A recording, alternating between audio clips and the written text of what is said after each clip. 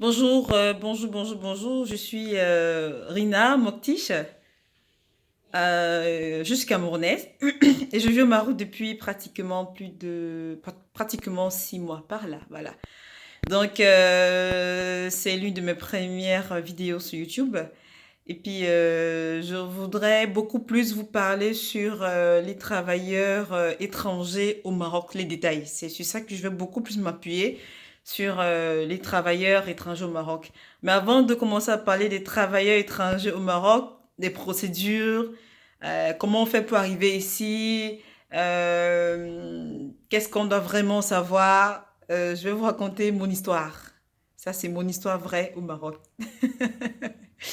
Alors, je suis arrivée ici depuis pratiquement 6 mois. Je suis arrivée par le biais d'une entreprise qui m'a déniché depuis mon pays. Et puis, nous étions pour parler pratiquement pendant 6 mois, quoi. Donc, pour ceux qui ont besoin des détails de savoir, je vais mettre le lien ou vous me prenez en inbox, je vais laisser mon adresse mail. Je suis joignable aussi sur Skype. Et oui, beaucoup plus sur Skype quand même. Instagram, non, pas encore, mais je pense il y a beaucoup d'abonnés qui me demandent d'ouvrir aussi un compte sur Instagram. Je vais aussi le faire. Donc, les détails, bon, vous n'aurez pas trop besoin de détails. Ce qui est important pour vous, c'est de savoir comment faire pour arriver, surtout quand une entreprise de l'extérieur voudrait nous recruter, entre parenthèses, au Maroc. Donc, c'est un peu ça. Donc, c'est sûr que déjà, vous me posez la question de savoir comment ça s'est passé, comment j'ai fait pour arriver ici, qu'est-ce que j'ai eu, qu'est-ce qui m'a pas déplu, qu'est-ce qu'il y a plein de choses à dire ici. Mais comme je vous ai dit, je préfère qu'on reste on reste ciblé sur ce que je voudrais qu'on parle ou ce que je vais partager avec vous pendant tout le temps que je vais passer ici, sur mes expériences, mes déboires, mes joies, mes peines pour amener, comment on appelle ça, les personnes qui veulent venir ailleurs, qui ont été vues comme moi par des entreprises pour pouvoir arriver ici. Donc, c'est vrai qu'il y a beaucoup de questions qu'on se pose et on se dit, mais est-ce que ça va aller? Est-ce que ça ne va pas aller? Est-ce que c'est le bon choix? C'est pas le bon choix. Le Maroc n'est pas aussi mauvais qu'on le pense, hein. Il y a pas mal de bonnes choses. Il y a pas mal de choses à voir aussi. Et puis, je pense que c'est une expérience qu'il faut faire, une expérience qu'il faut faire vraiment. Donc, du coup, c'est pas donné cette expérience-là, mais il faut la faire, voilà. Donc, moi, je suis pas une blogueuse, par contre, je voyage beaucoup. Et puis, je serais contente de partager avec vous mes voyages, mes temps de repos, mes temps de pause, bien que j'ai peu de temps de pause, beaucoup plus de temps de travail. C'est pour ça que je préfère plus rester ciblée sur l'onglet ou sur la page travailleurs étrangers au Maroc, les détails. Voilà, les détails. Donc, ben, je vous laisse le soin de me poser des questions. Je ne sais pas ce que vous avez envie de parler. J'ai plein de sujets, hein, j'ai plein de sujets.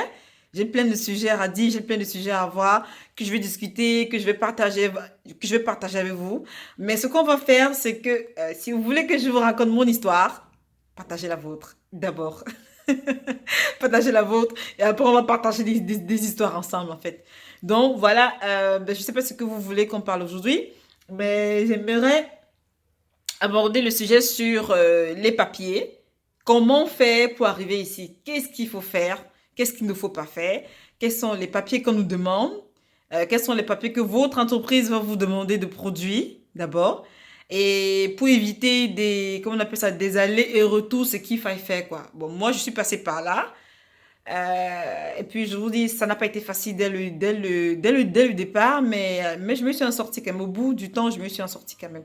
Parce que étant au Cameroun, c'est pas facile d'avoir accès à la documentation et avoir accès à des personnes qui vous donnent des détails, surtout quand c'est la première fois. C'est très rare, beaucoup plus commun, voilà, mais très rare que certaines entreprises euh, vous déniche ou vous accompagne, quoi. Voilà.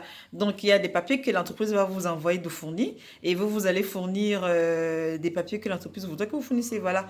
Donc, n'oubliez pas qu'il est très important de pouvoir, comment on appelle ça, bien négocier son salaire, bien négocier son départ.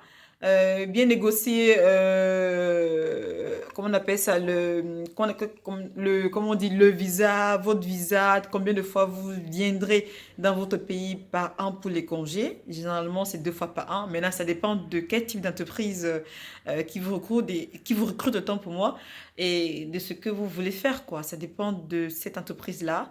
Et quoi d'autre encore? Voilà, et puis ça dépend aussi de quel poste vous occupez, donc du coup.